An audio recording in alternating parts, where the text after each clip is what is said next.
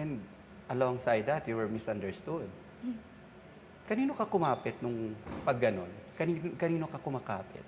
Pag misunderstood po ko, kay Lord po talaga, cliché po siya pakinggan, pero sa Panginoon po talaga, babalik at babalik po ako sa Kanya. Hindi, any person na pinadala ni Lord? Yung mga tao po, pamilya ko po, mga nagmahal po sa akin, mga Anybody in kaibigan particular na pinaghihingahan mo ng sama ng loob?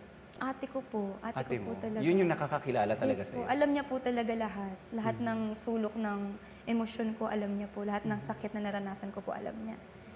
And siya po, nagiging malakas din po para sa akin. And she never judged you? Never po. You have a message to your ate? Naiiyak.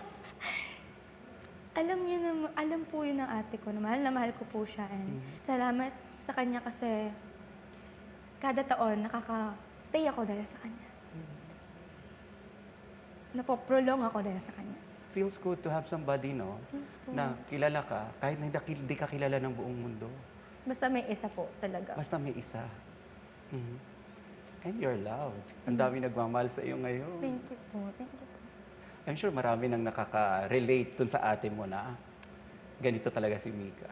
Ikaw, meron ka bang kinatigan na tao or probably, na habang nandun ka? Because I guess that's one of the most challenging days for you eh. For ilagay mo ba naman ang isang introvert sa loob ng bahay ni Kuya eh?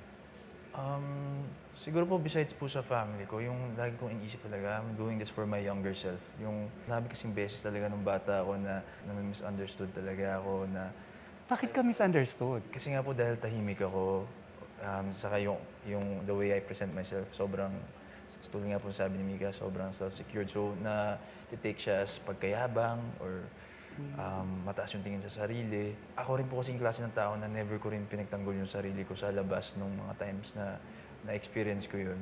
Tingin ko talaga yung sa loob ng bahay, it was the perfect opportunity to show that side of me na even though I seem cold, na I'm also full of heart.